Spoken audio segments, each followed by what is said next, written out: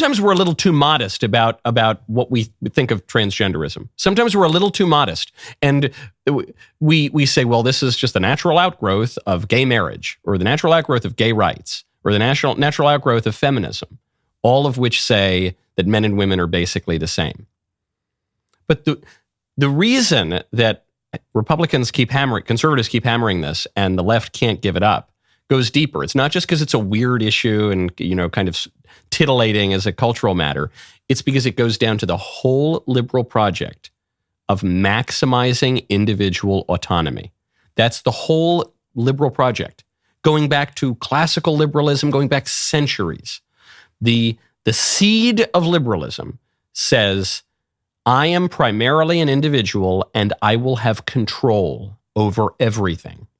I will control everything, my own destiny. I will control my own polity, my traditions. I will control religion. I will control morality. I will control everything. I will have so much control that I will liberate myself from my very body. That's the culmination of it. It took centuries to get here. First, we had to liberate ourselves from the king. Then we had to liberate ourselves from the church. Then we had to liberate ourselves from our families, liberalization of divorce laws. Then we had to liberate ourselves from the facts of history. We have massive revision to history. Then we had to liberate ourselves from our country. You see this collapse of patriotism. Then we had to liberate ourselves from the traditional moral order. You see that especially in the sex stuff. And now we have to liberate ourselves from our own bodies.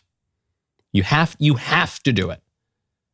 Liberalism isn't complete until you do that. And it's interesting. It wouldn't be an episode without mentioning St. Thomas Aquinas. Thomas Aquinas points out that the heresy particular to transgenderism, namely that the body has nothing to do with what we really are, that the body is even bad, and that which is intrinsic to transgenderism. The idea that I'm born a man, but I'm really a woman. And so the maleness of my body is actually evil, that matter is evil. This is an ancient heresy. It goes back to the beginning.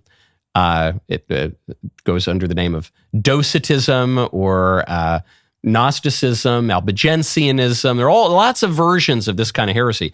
Curious that St. Thomas Aquinas, one of the most intelligent people to ever live, says that these kinds of heresies are the very worst of all the heresies.